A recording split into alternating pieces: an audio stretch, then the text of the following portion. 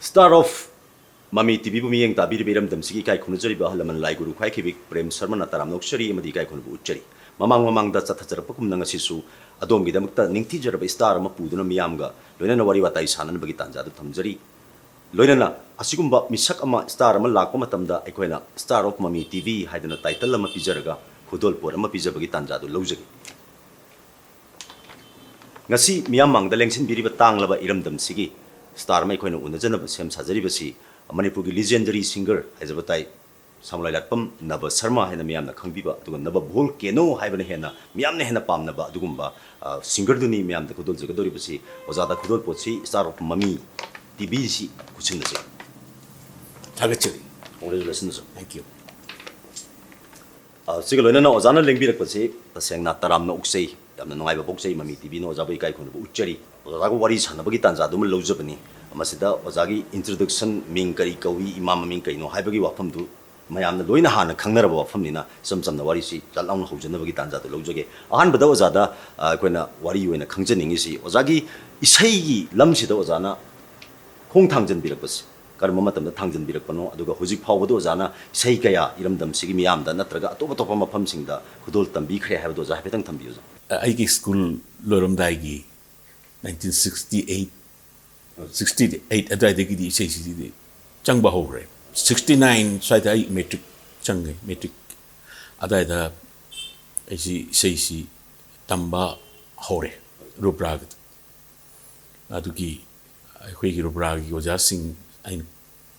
rubrag si baw parada lerami baw parada cycle ama torga ayuk natan sunday ga yumje kristaga ani si isai class Oja Bimla, Asim Bimla, Ayoda, Matam to Oja or Mishi, Oja Ayibam Buddha Chandra, Aribam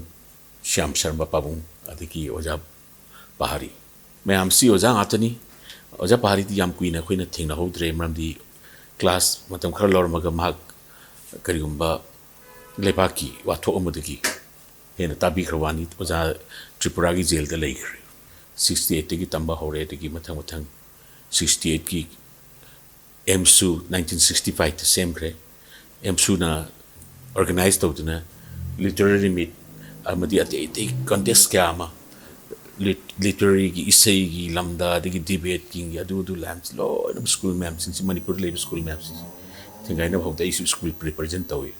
khwatong da labor adult school namda so sem pabung indramni ingkat ba adu gi represent tor gaina competition han chat pa kan sti mana lo ngamde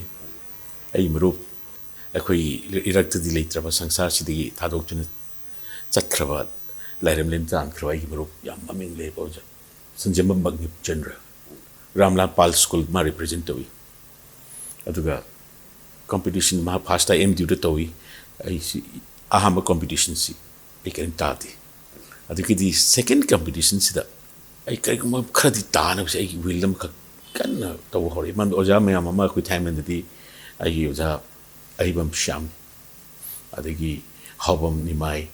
Adagi Atamduda IBM Dum Toba Dilip Sharma Gurumem Dilip Sharma all in the radio artist. The Oja Buddha Chandra Diadukanta Yamkana Ozagi Manachang Udri.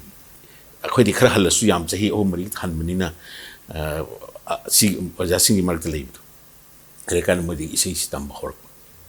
Next year gi lakpa competition di adum all Manipur gi adum champion oibungam isai matam sit ade di matang dum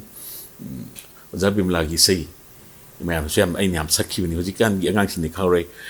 matam di khoi marum pang college tamina ba school tamina sin loi khangi kana ne kariwa hai bi sei sei nyam sei do bra gi ozana tambi bi gi zabim lan tambi bi sei Mahaki Sishni. Oja, Maltana, quite first Ozana, playback when I had the Manipuri singer Amani, and Yanana Tolkiba. Matam says Karamba the year. I am the Kankadushi, I give professional da, Sankadushi 72. Japaharisi 71 Aroiba, other the Tol E. Tolakan, the equip Polestar right now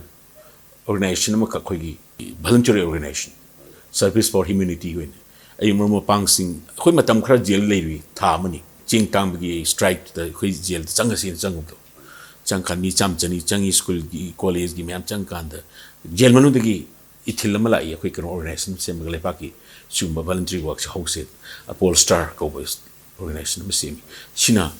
oja pahari da khoi maru pang radha kanta adagi yumnam khoi kumarjit film gi am phawri ba ko adagi ei maru samshin adi radha kanta adagi arkim magazine khoi myam pul kan da sai gi Polestar sin oja pahari si night am to si oja kui ni sei sakhi dramina hai oja su yare oja yar kan da oja na edutin organize toro ai khoi ibai ngon ise i helasi oja gi ibai ngon si kana sunate arambam sharat arambam ma matam da tamosi government gi SDC ni Tamenglong thodo mo digi tamosi suspend le digi tamo yam ning kai matam ni tamosi aduge tamosi ise i ba ho ni tamosi makot masa pajagar jane de ma English ki poetry poems di ngaw bani tamosi adin man maitron dam hag maitron digi mo English ti documentic pan horpa yam ina kuma imung da horpa arambam hai manual ke arambam din khangin thogi connection tamosi na i dena ojagi ise mamsi ke level samji lerang ai di ise saklaroi adum ise mayam ahingi ningol achik pahina di ada ai ise i tamon akoi hotel anand garden lei friends takis gina kan akoi sa se akoi marup kumar ji akoi cha thakli nuti za thak umes hotel anisi aduga akoi sola thaktori ni paisa puthongninga lejanti satrani managers anni marwari anji akoi moi lagan wai jab do akoi lagan kan lang bo paisa de adu tamoso akoi mar yaw ai ise i kok chikpa makai khallure mitse kutpa makai noglure isa se thagoppa makai khalli hoji kok chikpa makai si se yo janas composer nawanang ibango i isi sakada sei si badan pan mo lore de ki ai marup samson na musician sing matam da lera manate rubragi smile lera manate huji kan angang sing lera smile le binate kadai dige sitar khongba bashi khongba ate te pungni ba mayam loi ko chela kan cycle tong chela kan khoma kan halaman tamo sitar chawba gopi ramohon adiki tamo kumar adiki mayam pulap musician sing pujala kan da clarinet khongba ega tombana all india do yaming lebam lermi ega tomba phawba clarinet khongni marks yaw chi adiki yamun gerendro si national te thambal lu film gi producer mahak ne bongo madi lakhnou da isai tamak pungye tamak pani bongo gas man ye nei sai ngai kano si khal kapluri mi se sakpa kan ai tom solo phangi aduga ai marup jyoti prakash numai thengi legitre mahaka ibani sai isai nimitu da mamang da phamami si loina film gi talent search tawdogi ha mek ming palabda wangkhem gi tamo basanta film producer ni actor ni adigi tamo mangi babu hero kuma kadoi ni adigi aya jentu kuma pawung jentu kuma adigi tamo esen chan adigi me amaru tu yam shiba khoi am ikai khum jari ba manipur gi maharaj yaw okendros mas pham lei duin hey sei loi baga pari nai si loi baga ai bona changchila kan ko la kan da as you are sure ai khoi khali sin nang tare khai ai gon hai bidigi matam khar le raga film ngai ko nang se hawe ngai ko nang sen tabi ramani sile film ni matam gi manipur gi bojendro lo hongbi matum gi matam du lamja prasham ga dai crack producer mayam chi film amam puthok char su ya objection na puthok matam ni ada isi sap phangi ni ada digi ai professional chang ba ho first ni tamo jent kuman irakanda diklo jagoi saro hingni ngai da harau horo na rock and roll gi same raps ojana matam dugi we 70s da ojana raps ki styles da sakat jagoi sakat ise nangamaga ayu nangamaga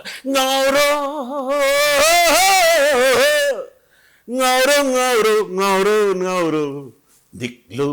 jagoi saro hingli ngai da harau horo ho see igona sangi ba saida amada isi kolkata da number chali technician studio matam du da nam mana recording so ja kolkata ngatini Kolkata ꯄꯨꯂꯞ ꯆꯠꯇꯣꯏꯅꯤ ꯐꯣꯀꯔ flight ꯂꯩꯕ ꯃꯇꯝꯗ ꯐꯣꯀꯔ ꯐ꯭ꯂꯥꯏꯠꯇ ꯑꯩꯈꯣꯏ ꯄꯨꯂꯞ ꯆꯠꯇꯣꯏꯅꯤ ꯆꯠꯄꯗꯨꯗ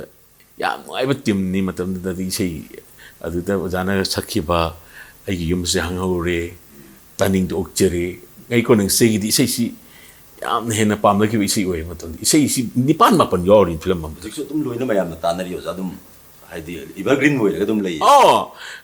ꯂꯝꯖꯥ ꯄ꯭ꯔꯁꯥꯃꯨꯛ ꯏꯁꯩꯒꯤ ꯌꯦꯡꯉꯣ ꯑꯗꯒꯤ ꯃꯇꯝꯒꯤ ꯃꯅꯤꯄꯨꯔꯒꯤ ꯏꯁꯩ ꯌꯦꯡꯕꯤꯔꯣꯀꯣ ꯑꯩꯒꯤ ꯄꯨꯟꯁꯤ ꯅꯪꯒ ꯀꯔꯤ ꯊꯣꯛꯏ ꯍꯦꯛꯇ ꯀꯥꯎꯕ ꯌꯥꯔꯣꯏꯗꯕ ꯀ꯭ꯂꯥꯁꯤꯛ ꯏꯁꯩ ꯉꯥꯛꯇꯅꯤ ꯍꯧꯖꯤꯛꯐꯥꯎ ꯑꯉꯥꯡꯁꯤꯡꯅ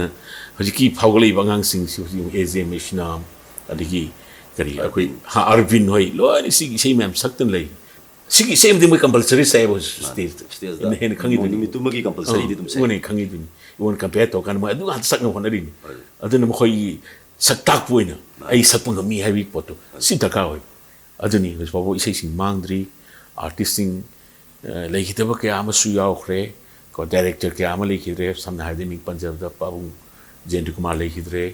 ꯍꯟꯗꯛꯇ ꯇꯥꯃꯣ ꯁꯣꯔꯥꯔꯦꯟ ꯂꯩꯈꯤꯗ꯭ꯔꯦ ꯃꯅꯤ ꯃꯥꯏꯔꯦꯝꯕꯝ ꯂꯩꯈꯤꯗ꯭ꯔꯦ ꯀꯣ ꯀꯣꯟꯁꯕꯤ ꯕꯣꯆꯧꯕ ꯂꯩꯈꯤꯗ꯭ꯔꯦ ꯃꯇꯝꯗꯨꯒꯤ ꯑꯥꯔꯇꯤꯁ ꯇꯥꯃꯣ ꯆꯥꯟ ꯇꯥꯃꯣ ꯕꯁꯟꯇ ꯑꯣꯖꯥ ꯄꯍꯥꯔꯤ ꯌꯦꯡꯉꯨꯀꯥꯟꯗꯗꯤ ꯑꯃꯠꯇ ꯂꯩꯔꯝꯗ꯭ꯔꯦꯕ ꯁꯤꯒꯤ ꯋꯥꯔꯤꯁꯤꯁꯨ ꯇꯁꯦꯡꯅ ꯃꯅꯤꯄꯨꯔꯗ ꯂꯩꯍꯧꯔꯤꯕꯁꯤꯡꯅꯁꯨ ꯈꯪꯍꯧꯗꯕꯁꯤ ꯍꯥꯟꯅ ꯈꯪꯉꯝꯗ꯭ꯔꯒꯁꯨ ꯉꯁꯤ ꯑꯣꯖꯥ ꯎꯅꯕ ꯐꯪꯕꯁꯤꯗ ꯌꯥꯝꯅ ꯐꯖꯕ ꯑꯗꯨꯒꯨꯝꯕ ꯑꯔꯤꯕ ꯌꯥꯝ ꯇꯥꯡꯕ ꯋꯥꯔꯤꯁꯤꯡꯁꯤ ꯐꯪꯕꯁꯤ ꯌꯥꯝ ꯅꯨꯡꯉꯥꯏꯖꯩ ꯑꯗꯨꯒ ꯑꯣꯖꯥꯒꯤ ꯚꯣꯜꯀꯦꯅꯣ ꯍꯥꯏꯕ ꯇꯥꯏꯇꯜ ꯑꯃꯈꯛ ꯑꯣꯖꯥꯗ ꯍꯥꯞꯈ꯭ꯔꯤꯁꯦ ꯑꯣꯖꯥ ꯃꯁꯤꯒꯤ ꯇꯥꯡꯀꯛꯁꯤꯅ ꯑꯣꯖꯥꯒꯤ ꯏꯁꯩꯁꯤ ꯀꯔꯝꯕ ꯏꯁꯩ ꯂꯦꯚꯦꯜ ꯂꯥꯛꯄ ꯃꯇꯝꯗ ꯀꯔꯝꯕ ꯇꯥꯡꯀꯛꯇ ꯑꯣꯖꯥꯗ ꯚꯣꯜꯀꯦꯅꯣ ꯑꯣꯏꯅ ꯂꯥꯛꯈ꯭ꯔꯤꯕꯒꯤ ꯁꯤꯒꯤ ꯋꯥꯔꯤ ꯄꯔꯤꯡꯁꯦ ꯑꯣꯖꯥ ꯃꯁꯤꯃꯇꯪ ꯍꯥꯏꯐꯦꯠ ꯈꯪꯅꯤꯡꯉꯦ ꯑꯣꯖꯥ ꯍꯧꯖꯤꯛ ꯐꯤꯂꯝ ꯁꯛꯑꯦꯀꯣ ꯐꯤꯂꯝ ꯁꯛꯄꯗ ꯑꯩ ꯃꯤꯡꯁꯨ ꯑꯗꯨꯝ ꯅꯕ ꯁꯔꯃ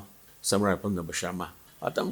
ꯑꯩꯒꯤ ꯁ꯭ꯇꯦꯖꯗꯒꯗꯤ ꯂꯩꯀꯥꯏ ꯂꯩꯀꯥꯏꯗꯒꯤꯗꯤ ꯅꯕ ꯃꯆꯥ ꯊꯥꯡꯃꯩꯕꯟ ꯅꯕ ꯀꯥꯏꯅ ꯃꯇꯝꯗꯨꯒꯤ ꯅꯕꯁꯤ ꯌꯥꯝꯕꯅꯤꯅꯀꯣ ꯍꯥꯃꯣꯝ ꯅꯕ ꯚꯣꯂꯨꯝ ꯅꯔꯥ ꯅꯕ ꯚꯣꯂꯨꯝ ꯑꯗꯒꯤ ꯅꯣꯡꯖꯨ ꯅꯕ ꯌꯥꯝ ꯌꯥꯝꯃꯦ ꯑꯗꯨꯒꯤ ꯃꯇꯨꯡꯗꯩꯗꯤ ꯁꯨꯝ ꯁꯛꯂꯛꯀꯥꯟꯗ 75 ꯀꯣꯂꯦꯖ ꯂꯣꯏꯔꯦꯕ ꯑꯩꯈꯣꯏ ꯃꯔꯨꯞ ꯁꯦꯝꯁꯟ ꯑꯩꯈꯣꯏ ꯄꯨꯂꯞ ꯀꯣꯂꯦꯖ ꯂꯣꯏꯃꯤꯟꯅꯩ ꯗꯤ ꯑꯦꯝ ꯀꯣꯂꯦꯖꯇ ꯑꯗꯩꯗꯤ ꯑꯥꯔ ꯑꯦꯟ ꯊꯤꯌꯦꯇꯔ ꯆꯪꯈ꯭ꯔꯦ ꯇꯥꯃꯣ ꯑꯔꯥꯃꯝ ꯁꯃꯔꯦꯟꯗ꯭ꯔꯅ ꯁꯣꯝꯗ ꯑꯩ ꯃꯔꯨꯞ ꯖꯣꯏꯀꯨꯃꯥꯔꯅ ꯁꯣꯁꯥꯏꯇꯤ ꯊꯤꯌꯦꯇꯔꯗ ꯊꯝꯅꯥ ꯈꯦꯟꯖꯣꯡ ꯍꯥꯏꯗꯅ ꯍꯦꯛꯇ ꯉꯕꯣꯡ ꯈꯥꯎꯁꯤꯗ ꯍꯦꯛꯇ ꯃꯅꯤꯄꯨꯔꯁꯤ ꯐꯥꯎꯕꯤꯅꯤ ꯑꯩꯅ ꯈꯪꯍꯧꯔꯤꯗꯨꯅꯤ ꯉꯕꯣꯡ ꯈꯥꯎꯒꯤ ꯏꯁꯩꯗꯤ ꯑꯗ ꯁꯨꯝ ꯇꯧꯕꯁꯤꯗ ꯇꯥꯃꯣ ꯑꯔꯌꯥꯟ ꯊꯤꯌꯦꯇꯔꯁꯤꯗꯤ ꯁꯨꯝ ꯏꯁꯩ ꯅꯣꯡꯃꯥꯏꯁꯤ ꯌꯥꯝ ꯄꯥꯝꯕ ꯑꯗꯨꯒ ꯄꯣꯠꯁꯤꯗꯤ ꯁꯨꯃꯥꯏꯅ ꯄꯨꯟꯁꯤꯜꯂꯛꯅꯕ ꯄꯣꯠꯁꯤ ꯂꯩꯇꯕꯅꯤ ꯑꯩꯁꯤꯗꯤ ꯊꯥꯡꯃꯩꯕꯟꯗ ꯄꯥꯕꯨꯡ ꯁ꯭ꯌꯥꯝꯒꯤ ꯃꯅꯥꯛꯇ ꯂꯩꯕꯅꯤꯅ ꯑꯗꯒꯤ ꯊꯥꯏꯃꯟ ꯑꯦꯔꯤꯌꯥ ꯁꯣꯝꯗ ꯂꯩꯕꯅꯤꯅ ꯑꯩꯒ ꯂꯂꯥ ꯑꯦꯛꯇꯔ ꯑꯐꯕꯅꯤ ꯗꯥꯏꯔꯦꯛꯇꯔꯅꯤ ꯑꯩꯒ ꯂꯂꯥꯁꯤ ꯂꯥꯛꯑꯀꯥꯟꯗ ꯏꯕꯨꯡꯉꯣ ꯅꯪ ꯑꯁꯣꯝꯗꯗꯤ ꯅꯣꯏ ꯃꯔꯨꯞ ꯖꯣꯏꯀꯨꯃꯥꯔꯅ ꯕ꯭ꯔꯥꯗꯣ ꯅꯣꯏ ꯆꯠꯃꯤꯟꯅꯔꯤꯅꯤ ꯃꯥꯅ ꯑꯁꯣꯝꯗ ꯀꯝꯅꯥ ꯈꯦꯟꯖꯣꯡꯅ ꯇꯧ ꯂꯩꯔꯦ ꯁꯣꯁꯥꯏꯇꯤ ꯊꯤꯌꯦꯇꯔ ꯄꯨꯈꯠꯇꯅ ꯅꯪꯗꯤ ꯑꯩꯈꯣꯏ ꯑꯔꯌꯥꯟ ꯊꯤꯌꯦꯇꯔꯁꯤꯗ ꯅꯪꯁꯨ ꯑꯩꯈꯣꯏ ꯃꯃꯥꯡꯗ ꯁꯥꯟꯅꯈꯤꯕ ꯍꯤꯡꯅꯅꯕ ꯍꯤꯡꯕ ꯂꯤꯂꯥ ꯑꯃꯈꯛ ꯂꯩꯌꯦ ꯇꯥꯃꯣ ꯆꯧꯅ ꯏꯕꯅꯤ ꯇꯥꯃꯣ ꯁꯃꯔꯦꯟꯗ꯭ꯔꯅ ꯑꯗꯨ ꯑꯃꯨꯛꯀ ꯅꯧꯅ ꯑꯃꯨꯛꯀ ꯇꯧꯁꯤꯅꯦ ꯅꯪ ꯑꯔꯌꯥꯟ ꯊꯤꯌꯦꯇꯔ ꯆꯪꯉꯛꯑꯣꯅꯦ ꯍꯥꯏ ꯑꯁ ꯑꯩꯁꯨ ꯍꯣꯏ ꯄꯥꯕꯨꯡꯗ ꯇꯥꯟꯅꯖꯈꯤꯒꯦ ꯑꯩꯅ ꯍꯥꯏꯔꯒ ꯆꯠꯈ꯭ꯔꯦ ꯑꯗꯩ ꯄꯥꯕꯨꯡꯗ ꯍꯪꯀꯥꯟꯗ ꯄꯥꯕꯨꯡꯗ ꯑꯁ ꯐꯩ ꯍꯥꯏ ꯄꯥꯕꯨꯡꯁꯤ ꯑꯥꯔꯇꯤꯁ ꯌꯥꯝ ꯄꯥꯝꯃꯦ ꯄꯥꯕꯨꯡꯁꯤ ꯏꯁꯩ ꯁꯛꯄꯁꯨ ꯌꯥꯝ ꯄꯥꯝꯃꯦ ꯄꯥꯕꯨꯡꯁꯤ ꯃꯔꯨ ꯑꯣꯏꯅ ꯄꯥꯕꯨꯡꯅ ꯄꯣꯔꯛꯄ ꯔꯦꯗꯤꯑꯣ ꯒ꯭ꯔꯥꯝꯐꯣꯟ ꯀꯣꯜꯀꯇꯥꯗꯒꯤ ꯄꯨꯔꯛꯈꯤꯕ ꯃꯌꯥꯝꯗꯣ ꯇꯥꯔꯒ ꯏꯁꯩ ꯁꯛꯄꯒꯤ ꯏꯊꯤꯜꯁꯤ ꯂꯥꯛꯈꯤꯕꯅꯤ ꯑꯩꯈꯣꯏ ꯄꯥꯕꯨꯡꯁꯤ ꯃꯔꯨ ꯑꯣꯏꯅ ꯑꯩꯒꯤ ꯄꯥꯕꯨꯡ ꯑꯄꯥꯕꯤ ꯁꯔꯃꯥꯅ ꯀꯧꯏꯀꯣ ꯃꯍꯥꯛꯅ ꯑꯩ ꯏꯁꯩ ꯁꯛꯄ ꯑꯣꯏꯅꯕꯒꯤ ꯏꯊꯤꯜꯁꯤ ꯄꯤꯈꯤꯕꯅꯤ ꯑꯗꯨꯅ ꯑꯗꯨꯗꯒꯤ ꯑꯩꯅ ꯑꯔꯌꯥꯟ ꯊꯤꯌꯦꯇꯔꯗ ꯍꯤꯡꯅꯅꯕ ꯍꯤꯡꯕ ꯍꯥꯏꯗꯅ ꯍꯤꯡꯅꯅꯕ ꯍꯤꯡꯕꯗ ꯑꯩ ꯏꯁꯩꯁꯤ ꯁꯨꯔ ꯄꯥꯟꯕ ꯍꯧꯔꯦ ꯑꯩ ꯗꯗꯥ ꯅꯕ ꯋꯣꯂꯨꯝ ꯅꯤꯡꯊꯧꯖꯝꯒꯤ ꯑꯩ ꯃꯔꯨꯞ ꯁꯦꯝꯁꯟ ꯑꯩꯈꯣꯏ ꯃꯌꯥꯝ ꯄꯨꯟꯅ ꯍꯧꯐꯝ ꯆꯥꯎꯕ ꯀꯣ ꯑꯗꯨ ꯑꯩꯈꯣꯏ ꯃꯌꯥꯝꯁꯤ ꯏꯁꯩ ꯁꯨꯔ ꯄꯥꯟꯕꯗ ꯂꯥꯏꯔꯕꯒꯤ ꯄꯨꯟꯁꯤ ꯍꯥꯏꯕ ꯏꯁꯩ ꯑꯗꯒꯤ ꯁꯛꯊꯤꯕ ꯄꯥꯈꯪ ꯀꯥꯏꯅ ꯇꯧꯕ ꯏꯁꯩ ꯌꯥꯝ ꯂꯩꯔꯤ ꯍꯤꯡꯅꯅꯕ ꯍꯤꯡꯕꯁꯨ ꯏꯁꯩ ꯌꯥꯝ ꯌꯥꯝꯃꯦ ꯍꯤꯡꯅꯅꯕ ꯍꯤꯡꯕ ꯇꯦꯔꯤ ꯃꯦꯔꯤ ꯀꯥꯏꯅ ꯇꯧꯕ ꯏꯁꯩ ꯂꯥꯏꯔꯕꯒꯤꯗꯤ ꯇꯦꯔꯤ ꯃꯦꯔꯤ ꯀꯥꯏꯅ ꯇꯧꯕ ꯏꯁꯩꯁꯤ ꯇꯧꯕ ꯏꯁꯩ ꯃꯌꯥꯝ ꯑꯃ ꯇꯧꯏ ꯑꯩꯒꯤ ꯅꯥꯏꯠ ꯑꯃꯈꯛ ꯇꯧꯕ ꯇꯥꯔꯛꯄ ꯁꯨꯝ ꯅꯥꯏꯠꯀꯤ ꯄꯔꯤꯡ ꯑꯃ ꯂꯥꯛꯈ꯭ꯔꯦ ꯁꯅꯥꯇꯣꯟꯒꯤ ꯅꯥꯏꯠꯁꯤ ꯇꯧꯈ꯭ꯔꯦ ꯌꯦꯁꯇꯔꯗꯦ ꯇꯨꯗꯦ ꯇꯨꯃꯣꯔꯣ ꯁꯅꯥꯇꯣꯟ ꯀꯥꯏꯅ ꯇꯧꯗꯅ ꯑꯁ ꯍꯦꯛꯇ ꯖꯤ ꯑꯦꯝ ꯍꯣꯜꯁꯤ ꯀꯥꯏꯗꯨꯒꯤ ꯇꯧꯈ꯭ꯔꯦ ꯑꯗꯩꯗꯤ ꯑꯁ ꯃꯌꯥꯝ ꯆꯪꯗꯅ ꯑꯩꯒꯤ ꯃꯔꯨꯞ ꯃꯄꯥꯡ ꯑꯩꯒꯤ ꯁꯨꯔꯖꯀꯥꯟꯇ ꯐꯤꯂꯝ ꯃꯦꯀꯔ ꯗꯥꯏꯔꯦꯛꯇꯔ ꯃꯣꯏ ꯃꯌꯥꯝꯁꯤ ꯃꯇꯝꯗꯨꯗ ꯊꯥꯏꯃꯟꯒꯤ ꯈꯨꯌꯥꯊꯣꯡꯒꯤ ꯀꯩꯅꯣ ꯉꯥꯛꯇꯅꯤ ꯌꯥꯝ ꯀꯟꯕ ꯚꯂꯟꯇꯤꯌꯔ ꯉꯥꯛꯇꯅꯤ ꯃꯣꯏ ꯃꯌꯥꯝ ꯆꯪꯗ ꯑꯁ ꯇꯥꯃꯣꯒꯤꯁꯨ ꯏꯁꯩ ꯇꯧꯗ ꯌꯥꯗꯦ ꯖꯤ ꯑꯦꯝ ꯍꯣꯜꯗ ꯍꯥꯏꯗꯅ ꯇꯧꯔꯣ ꯅꯣꯏ ꯃꯌꯥꯝ ꯇꯧꯗꯦ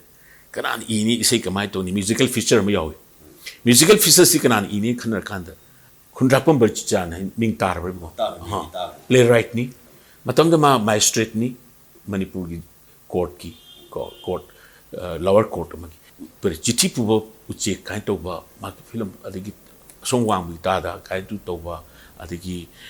माकी या फाव मणिपुर नतना हेक्ता भारत फाव लीला में मान इवनी महाकने आइगी मिंगसी इमा चिंही लुरगे इमा हाइजना महाक अमा म्यूजिकल फीचर में सीधा महाकना आई मींगसे नवा वोल्केनो हाइन थोनगी वोल्केनो तम नंगिदी खनाव ने नंग तौरीबा परफॉर्मेंस ने मैम सिटी पुंटोप टोपनी नंग वोल्केनिक होय अद नंग वोल्केनो हाय मिंगसे थोलगे ना नवा वोल्केनो नाइट हाइन थोनबदी आई वोल्केनो हाइन थोनगी दगी सही सु ओजागे सी यामना कन बे सही सिंग सेंगना सिटी थारखिदरे गायना कोइना ताबा फंगजगी दगी हुजि फावदो तानरिबदा इंदिरा गायसी अदुम वर्ल्डसिना लेरिंगै इंदिरा से अदुम लेहौरदौ बै सही एवरग्रीन दा हेंदोबे एवरग्रीन हाइजा तारेजा अदगी सही से अदुम हुजि फावदा लेरिबसिदा मखा ताबा जेनरेशन सिंगनासो अदुम लेहौगदौ बै सही ओजागी टॉप टॉप तोंगान बसिंग लेबा कोइ अदुम ताबा फंगजै अद ओजादा अमुक थमजनिंगिना ओजाना हेक सक्खरिबा सही मयामसिदा ओजाना ख्वाइदगी सिगी सही सिमदी नबा वोल्केनोगी ख्वाइदगी फबा सहीनी आइना खनबीबा इसई मखक्तंग ओजा अपनबीबा ओजाना इसई दुम ngangthukpirasu oza yamna henna nungaijani audience na yan isei bu ai khangdorba manipur da khangdorbi isei si ngasai gi ahamba fahri night ki isei tu oi ki de kaplure misses ai ki khangdorbi isei si di ngasai gi ai gi night sakadorbi isei amani adu mamang gi jahi idegi night si tawjing ri isei si ai chimpha yamna kari ai si खुलोरब इसे मोय इसे सी ma'am zone खंगी मतम पीरबे की तुंग दाई थाइने काइनर खबी Nandlal ruin evening ए मरो college तमिनर पनि माक लेरी याम खली माकना evening मतम अदुदि इसे सी आई नाइट सही इसे नि सी नसी पाव दम पाव तमगी इबुंग उदब कुइरेदा इबुंग देब कौर माले हाइसी मतम दुगी कलाकार तंकुलगी कलाकार नि वर्थिंग ला आई स्टेज सही याम फजन सही अदगी सेसी मथंग दे इसे जमुना रेडियो द सक्रे अदगी ते मथंग ते सुनीता ने प्रम होई सक्रे को इसे याम सही वेन आर्टिस्ट याम लोइन सक्रे मराबो गर हाय ते इसे मराबो फै आई तारे मतम कुइरबगी तुंगदा हाइसिदी आई हुजि फाउते स्टेज दगी सिमा सामद्रगदे कुमो यादे बाबोन कुमो याद कुमंदम माना जो मतम कुइरबगी तुंगदा इगे थाइने काइनर खदिम थेंगनाबा सि मिउइबा खुदिंग मक्ता दुम थोगा लेरदौबा कैनोमसु ओय आई याम अवाबम दिलैये सेसी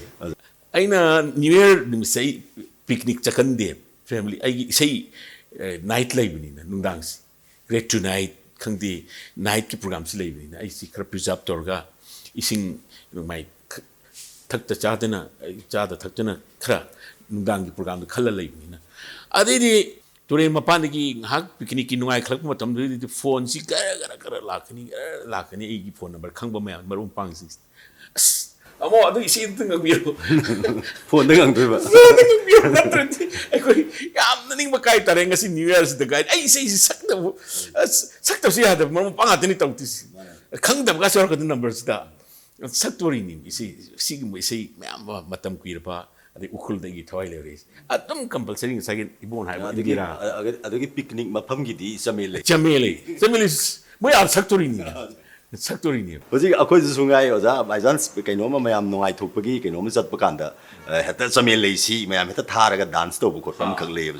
अदा वरिसु ओजा याम नोंगायरी मखा सो चथनबगी तंजा सु लौजगे मरक थना अतेन ब्रेक मखतन लौबिनर नबीदम तो मयाम दनुलुचे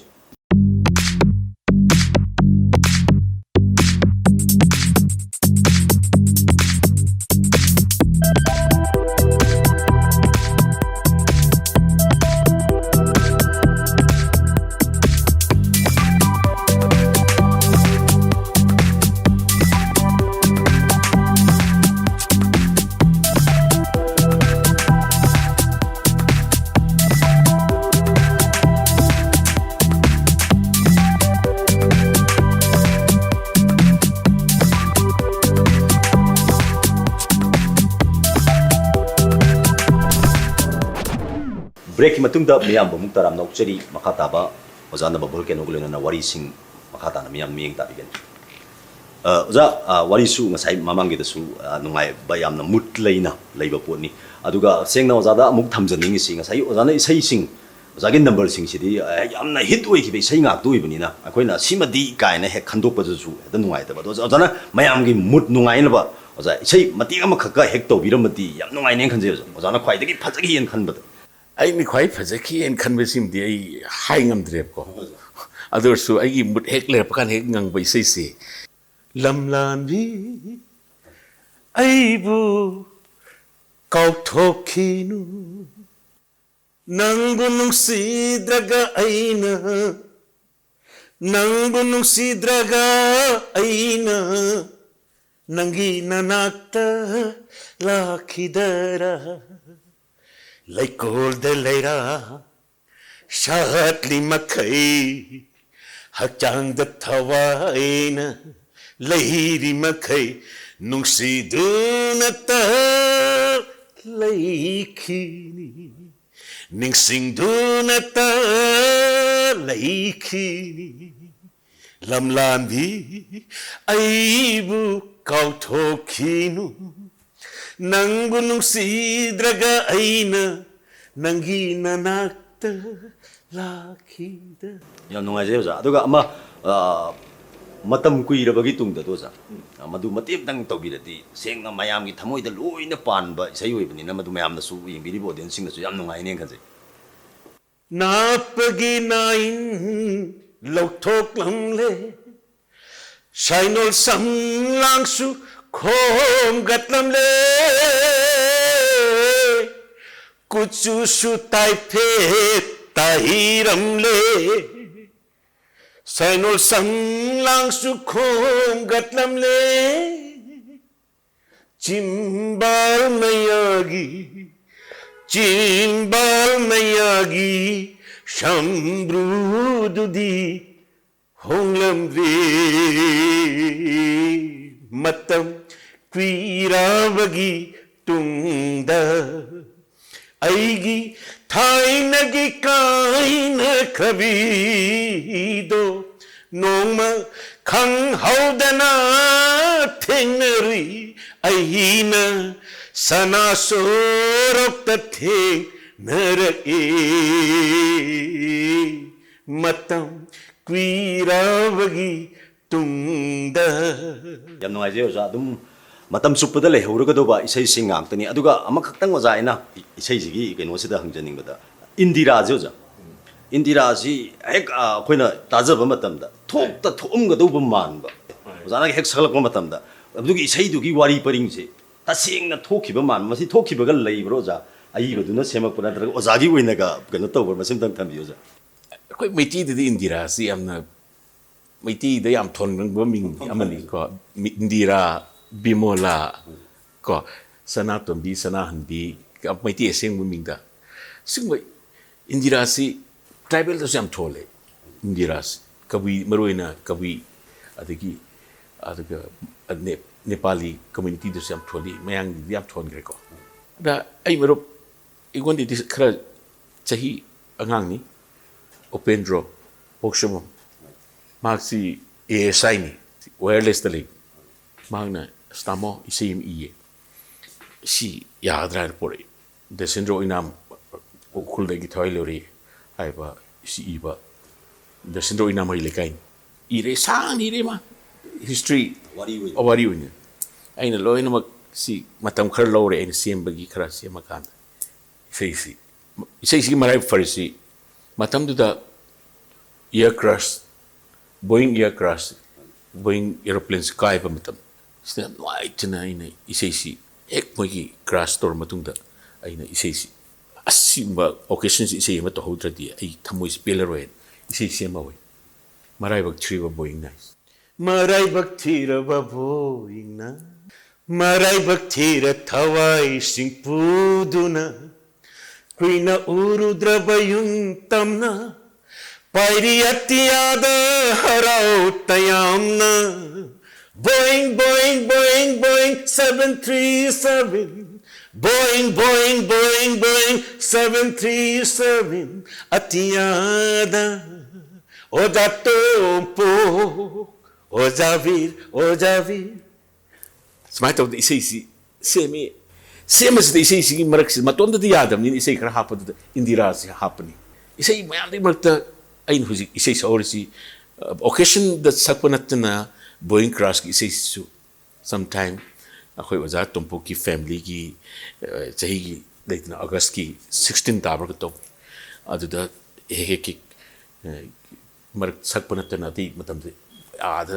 या पाम मीनगा सो है kan सकप अदुना तना यामना रेगुलर ओइना इसेसी सिम चागे हदि लेतो अदु माइ टु द इंदिरा सिमदी पक्तन लेहो अदु दum yausan ngasai imun haito indira simati mayek sinara chunara aigi sakhibagi feelings tora khangde mayam pamna khare aduna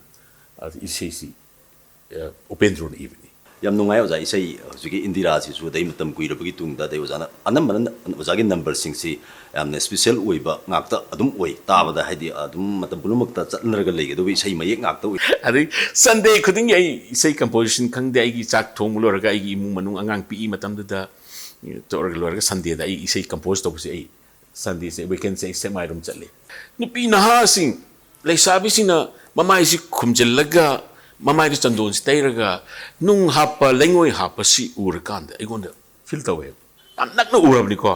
adu maini mamai si ai khangdena ba mi laiba picnic laiba khangde lai khangdena hona jabdo moidi nungti jara tanna ba hona jab adu ba mauna ha sing leisabi sing mayam sing urkanda ina sai turel mapal di lengoi gi fried si kon hapakuni indira kon hapakatun turin mapangi lengoi fura nakut mana sagat charamba ko nuksi khangdana ko nang tugai biri laire lekol gi indira sati adu isei se aduna adugumba cynic oba pot ma mama urapatigi isei da thawai hapki ba haitare adu ta pangi isei yam nungai je za duga amuk oza da thamjaning bana matam dugi oza hoigi leire iba isaigi khongchat sida sijanarami ba matam dugi musical instrument sing adagi huzik leire iba yam develop oira electronic matam sing instrument sing masigi journey ji oza khena ba haurakpa karam gandagi kamain torokpa oza da thengnagi be struggle sing ai marup samson si guitar khongdring da mas aham da bongo ni bongo aham da mod organ pajal khongra jani no tamol khongo mod organ pajal khongra jani tabal chomga se amnoi tamo samson yaw hordi wahan kai paren sagon bang thaiman yawna chattori ni atuka khoisu tum mai matung inraga pachagi mangon da tabal chomhom gi ngasi di marugan khongni di moi manak phammaga adi yeng doi tabal chomga di khoi si khrap ikai rap tong ni chonggan de adana nei tang sa singapore laga khoi si tum school life tigi tinare tinakan college yor eng sagi pahari night yor Pahari na jor pati kiti nga sa instrumentalist mayam sing si punchen na honar pata awa mo halaman sing nina sum loina busu ngai rekta ba makoi professional tungan mo guitar ya honing ai ko saxophone ya honing ai mandolin ya honing ai Guwahati University da akoi youth festival chapata ai si ya mangol oi rekia university mayam tana ba sida college mayam tana ba sida college represent dem college ki mana phangki do adugi teki aina dem Guwahati ki marum pangsing instrumentalist Gopal Boro Bhupen Ujirgai huji apor ni ko adu ki musician sing duga khoi lengani thenar pati ki aina mathang chatpa kanda Bhupen Hazarika ki matam de judge oi bis Bhupen Hazarika oi ai ise sepu Bhupen Hazarika adu de ai sai ki kaplure mise Kutpamakai, Noklure Isase, Tagopamakai, Kali Hoji, Kok Chikpamakai, Nogling the Hung Hode, Nokpagi Artha, Kapling the Hung Hode, Kapagi Artha, Noknobe Lura, Pada Tik, Hung Lucky Tamoina, Hik, Hung Lucky Kapli, Brother Hik, Kaito Visisi.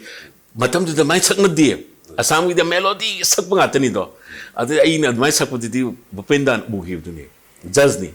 Nung alaga setting ni, aku ni Guwahati de handling ni sudah nangi record tahu ni na, aina lighting ni sudah. Paula Evo, all in there do Guwahati de. ꯑꯗꯨꯗꯒꯤ ꯑꯩꯒꯤ ꯏꯁꯩ ꯁꯤ ꯅꯝꯃꯦ ꯑꯗꯨꯒ ꯑꯩ ꯑꯁꯥꯃꯤꯁ ꯏꯁꯩ ꯑꯃ competition ꯁꯛꯅꯕꯗꯨꯗꯤ ꯑꯩꯅ ꯌꯥꯝ ꯅꯨꯡꯁꯤꯕ ꯏꯁꯩ ꯑꯃ ꯌꯥꯎꯈꯤꯕ ꯃꯙꯨꯖꯨꯟ ꯖꯣꯂꯤꯁꯇꯦꯛ ꯃꯙꯨꯔꯥꯇꯤ ꯅꯥꯃꯤꯁꯦꯅ ꯑꯁꯤ ꯏꯁꯩꯁꯤꯃꯒ ꯏꯁꯩ ꯑꯅꯤ ꯑꯍꯨꯝ ꯅꯝꯃꯒ ꯑꯩ ꯅꯝꯈꯤꯕ ꯑꯗꯒꯤ ꯏꯟꯁꯇ꯭ꯔꯨꯃꯦꯟꯇꯦꯂꯤꯁ ꯃꯌꯥꯝꯗ उरꯛꯄ ꯑꯗꯒꯤ ꯑꯦꯀꯣꯔडियन उरꯛꯄ ꯃꯦꯟꯗोलिन उरꯛꯄ ꯙꯣꯂꯛꯁꯤꯗ ꯑꯗꯨꯛꯀꯤ ꯃꯇꯤꯛ ꯐꯖꯅ ꯙꯨꯜꯀꯤ ꯍꯥꯏꯁꯦ ꯃꯣꯏ ꯙꯣꯂꯛ आदि ढुल्की है नती ढोलक है आदि अना रूपरागसे फॉर्मेशन लामदाइदो 76 अदाई फॉर्मेशन लामदाइदुदा अना नवदीपतगी अबोक अनी पुरगा नवदीपता मोय नवदीपता चटप कान अना पुबीबनी नवदीपतदी लुपा निफु दगा पीलेमे ढोलक सिंजी आदि नालना अखोई नाल्स आदि खोल मेंडलिन लोई लेरकदुनी लुपा चनिपान खक तसामना पीबा इगोन नंग सिना लोई सुनो लेरकद लुपा चनिपान सिनो लुपा चनिपान सि अदे लुपा चनिपान कई लेदि खल्ला गई लागदि सोर खर में अस कई खरदि लई फंगदि फनी त कोन खल्ला कान इन लुपा चनिपान लोई कोनगरे ने नाल सि लेरे ढोलक अनिम सि लेरे अदगी मेंडलिन लेरे एदिक इफेक्ट मैम सि लेरे अदगी हजिकी अखोई माटी खोल माटी खोल लेपाक साब अखोई होली पुनबदौना हौरे होली रूपरागी होली हौबदी अखोई इंस्ट्रूमेंटलिस्ट हावम चावद ढोलक पाले लाइसम तोंबी कतन अखोई तामुना अमा लेरनी हजिसी लै मैम खर तल्ले तोंबी कतन है ओजाबुदन थोन मिंगनी ओजाबुद बसी मिंग थोन मैम है आना मोय अनी पुंग येर कांदे होली से हौबदी जॉय कुमार आइगी दसाम आदगी सैमसन अदुगी हौबम चावबा अखोई मैम अदुकान महाराजना अखोई केन ओय मैनेजर ओय ओकेंद्र महाराज अदुगा लाइक संपात के हिनो मखोंग से पुंदुइने असिदैदा इंजीनियर मैम के लेफमने इलेक्ट्रिसिटी की ताबो मनी की क्वार्टर मनी मैरम इसे इबा याम फौबनितना ता जहोनी है काय इबा आई सकीबा सिंजंग सिना खोंदी आंसले गायबा इसे नोमै नाक फमकी ngasi di kya de koirang khoisau nariba gai to bai gi isei mani maram ibni akhoi akte isei ibi ma'am से पुला पुन leiramni matam de isei se pang tong da thoeba friend adum moi adum ready de ido gi leiramni ko aduna khoisu potu leiramni na ha nongmei du le maru le ti kap tam ni na mai to ro brasi yam na konjel yang chakhi मैम su yam pam na ba अनोबा formation गोरपा मणिपुर फमम मदगी लेखलक्तनगा लेखलक्पद नुरा चादना अदगी बोतल लंगसलक्तनगा वा क्या अम तारबदि कैस ओवर स्मार्ट ओइद मोय लेप सक्तना गाय तोदना सगोमन मनुदगा नुरा रिपोक्तगा याम नुंग चागर पोनिदा अदुग माय तो ब्रेक थ्रू लाकने ओखोइसि मा लाकंदा हुजिक लाइबा इंस्ट्रूमेंटलिस्ट सिंसि लाइदि बोरेन शर्मा लाए अदगी हामोंग कुमार लाखरे गंभीर सिंह बाशी लाखरे को सी मैम सिंह मतंग लोई थीरकांदा टैलेंट दि लोई लेरमेदो खरामना गंभीर सिंह दी अहामदि मादी फ्रिटुबा ओइन हरपने फ्रिटु जदना लेरम यामना मखम चाहिबने अदिदि मा बाशी ग खोंना दे कोम कीबोर्ड पाइग्रे मथम नोइ तामो सेमसन ओवरऑल मैम सी यंगसिनबा को बैकअप अमाय तोरगा रुब्राग से मतुंग देदी महाभारत लाए मथम अदिगी सरगम लाए मथम होदिदि हुजिक लाइबा मैम सी यामना सुंबा टैलेंट लेबा मयाम लाकपसिसु इरमदम साउंड सिस्टम्स ना अइना कंगलादा गई कोनेक्से सख्र मतुंदा 1976 दा 72 3 साइड बॉबी फिल्म तोर मनी खले बॉबी फिल्म सी बॉबी 76 दा बॉबी की केनो सिलाए प्लेबैक सिंगर शैलेंद्र सिंह से साइगी तामो बसन न पोरे बॉम्बे दगी पोरकान कंगलादा इसेम तो अचोबा हिस्टोरिक ऐतिहासिक ओरबा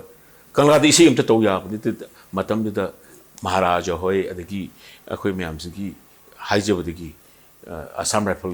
कंट्रोल तोरमे कंगला बोर्ड न तोरमदे असम राइफल्स न तोरमे कंगला सिदि अखोय नमतो चंग ngomde Assam Rifles for Assam Rifles मोइन पीदना सोच अचोम तो येदा फिलिप्स साउंड एगा इबो चौ हाइस एगा कालुअर्स खुरागी माकना साउंड जी पुथोक्तना फिलिप्स कंपनी की साउंड गासी पुथोक्तना अदुदा प्लेबैक सिंगर नाइट तवे 76 अदुदगी साउंड अदगी शांति दी वॉइस लाए अदगी दी मथं किस नुंग लाकदोरी ꯃꯁꯤ ꯗꯤꯕꯂꯞꯃꯦꯟꯠꯀꯤ ꯃꯇꯝꯒꯤ ꯃꯇꯨꯡ ꯏꯟꯅ ꯖꯦꯅꯦꯔꯦꯁꯟ ꯆꯦꯟꯖ ꯇꯧꯔꯛꯄꯅꯦ ꯍꯥꯏꯇꯥꯔꯦ Chicago speaker ani khakna sangoi ani da adam thallimni ne Chicago speaker sinaga phabase khoi tumbi si Chicago sin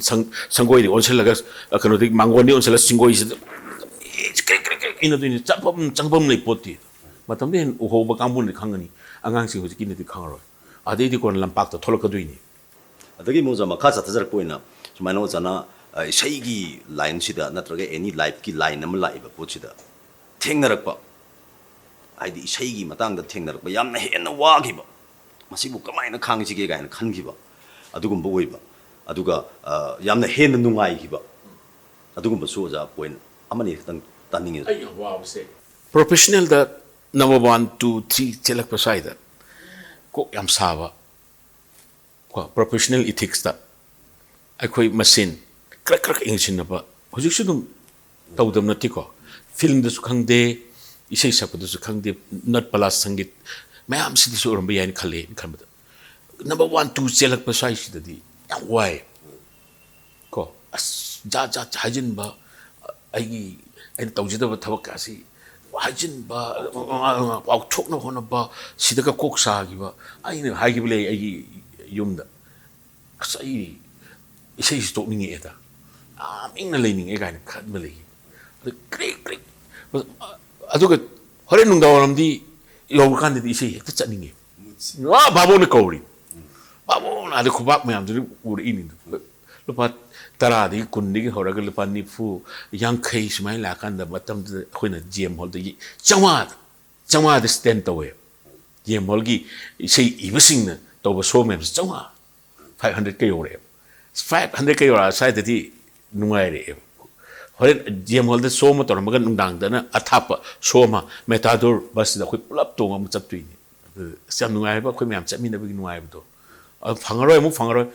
loi bau le min tu ni adu ke isei su round ama khatanati round ahum saktorini aha magi masterpiece isei faja ba isei ahum sakra matungda second round sidana kari change da kawali gumba common duet changching drakan last magi masterpiece ama thoma makanda babok sing se act mun laga le hodini isei kadai le hongdoine mu next adu ki potu hojiki leiriba icha inau sing sigi phangdre mandi aduki mathe usi professional oikre aduna matam ditati isei si pukal no hona bata isei si kat ai stand thamam de hona bata rubra na logi ba thodang to oza wari nungai ba mayam su amuk laigre sidai sida oza da muk thamjaning si asagi manipur gi isei saiba kalakar singi saihek si khoigi manipur gi adunik isei hedana pareng adum lei aduga oza gi isei saihek sina oza khonjel da adagi stage makta do so jana performance toropda manipur gi singer sing si dagi tongan ba top amakhak ozagi mi manipur gi miyam na u phangi masi ozagi tongan ba tactics ama tawraga mayam gi khena na bohona bibra masi karmaina leige so si matem khata thambi ai gi sei di taseng mati oza sing gi sei saga hore ko pahungi sei saw e samu machama leina ai first ta ki o mdu da competition da ai dum sakhi adagi kanana kariwa hairam libno ngasigi mami tv ki through da ima oja boy khoram jeri ojana hayeng program si eng bir so oja boy kok non jeri oja hakchang ngam da leibni adu oja hakchang kanbio amuka hanai khoi oja ga pulap punna sei sebam ka saktna punsi chupa leimina kini have se oja da ai hangat jeri oja gi sei dunai ming leibni kapluri misi kutpa makai ngasagi kanana kariwa hairam livanu lona tapna na pachikna idi khangde kanano ne hayu saknai davhanang kanano ne hayu saknai davhanang wahalliwara nungai halli bara khangde isei si oja su yamna isei si tambi bisa ina thawai yaula tambasi do jana masi mudi nang sakpa pakche khai ba ko competition daga sum mathang tarak pasi do jana yam harau jabtu adagi sei mi amsigi tasam gi sei tha moi de ye khare थमोइद ताखरे अगी थमोइ काबी से तसाम तंबीरमेब निगम हौद्रब पुंसिगी फोंगमद्रब वारी से नोमदी फोंदो के खनखी ऐना न न न न न न निगम हौद्रब पुंसिगी कायब इसई तसामगी इसई फजा फजा इसई मैम से अदुगा तसामगी इसई याम क्लासिक ओइबा गमक यावबसिंगसिदी आइना सक्कीदी खल्लुदी तमदी तमेब आइना सकपसि पक्सर बदि खंगी अदमाय तरगा आई कनागी इसई सकनी आइना ओजागी इसई ओजाबदगी इसई करी ओजागी इसई लक्नरुगेंग सीदी सानरुगे कुमई धुम नुमिदांग वाइरम नुसीत की खंगहलुगे टिक तुम है लक्नरुगेंग सीदी कैसी ओजादगी तमिनी को ओजागी सही अदम ले रे अदगी मथंग ओजा पहाड़ी की दी अचिक पहाइन दे लेरग निंगसिंगी खलग वाली अचिक पहाइन दे शायद दी आई इसे खरा ओजा सिंह फॉर्मेशन से लाकान इसे मो इसे ओरलपगी मतंग स्वाद आई सैदादी सुमाय तौनी ब्रेम हंगबीदो अदुमाय तौतना ओजा मैम सिंह फॉर्मेशन से खजिक थमोइदगी अदगी तौबा मॉड्यूलेशन ताल कमाय सकनी कई तौन ओजा मैम से तमक कानबसे सिदा गेन तौवे मसिदा फंगे कानब ओजा मैम द प्लप तंबसगी कानबसे ओजा पाबुंग श्यामदी करी फंगी तसामदी करी फंगी आई मरुप जय कुमार दी करी फंगी ऑल कंपोजिशन में जो आई मरुप कुन जय कुमार मोहन पीनिंगे रुपरागी इसे कुदिमक अयाम्बा मैम थुन चेले याम चेले मक्स फंगी कंपोजिशन से लोइद्रिबो मा हौगत लोय अदि इसे खोंबसु ताल लोय अदि इसे लोइद्रिबो मा गसागी पर्दादो द मेलखान इसे ठोकनी खालोय जय कुमार की कंपोजिशन मैम अयाम्बा इसे मैम से आई कोई सकमिना की इसे को नुसी मैना चाकले काय बा इसे फाइबुकनी आई कोई फाइबुकनी काय इसे इपाम लमधम लम नुंसी माई कई ताम होरे काय बिसे मनी मैम इबे मैम मतंग जोइना तोरप मैम तसाम द तोरप इसे ओजाना तोरप इसे ओजाना नि पारी मोम ओजा बदचुनन पारी मोम्स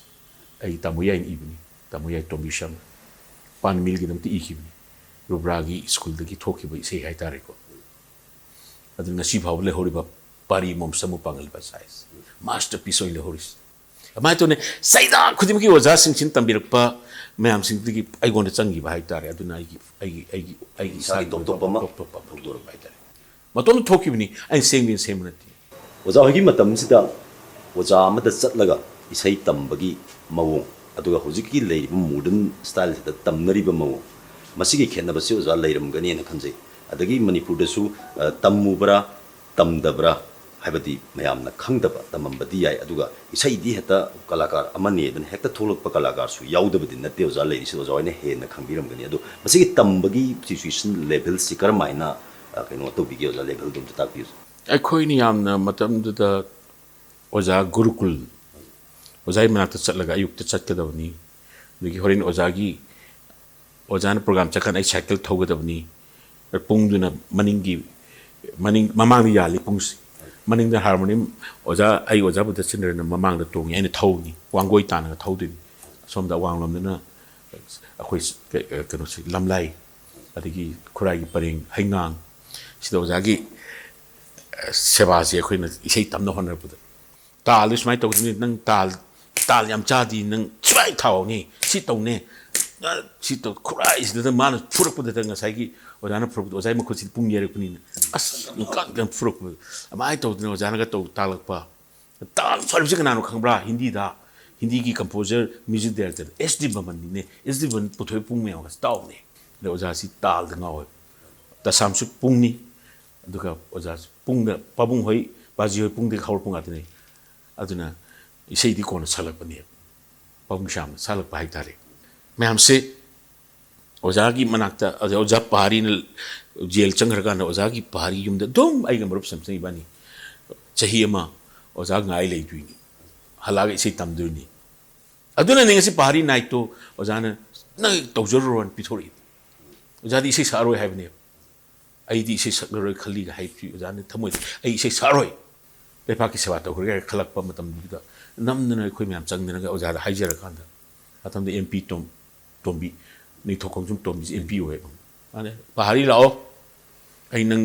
ꯊꯕꯛꯀꯥꯗꯣ ꯍꯥꯞꯅ ꯍꯣꯠꯅꯅꯤ ꯅꯪ ꯏꯁꯩ ꯁꯛꯅ ꯍꯣꯠꯅꯧ ꯀꯥꯏꯅ ꯄꯥꯕꯨꯡꯁꯤꯅ ꯍꯥꯏꯗꯅ ꯄꯥꯕꯨꯡꯁꯤ ꯌꯥꯝ ꯑꯥꯔꯇꯤꯁꯇꯤꯛ ꯑꯣꯏꯌꯦꯕ ꯅꯠ ꯁꯪꯀꯤꯔꯇꯟꯒ ꯁꯛꯄꯅꯤ ꯄꯥꯕꯨꯡꯁꯤ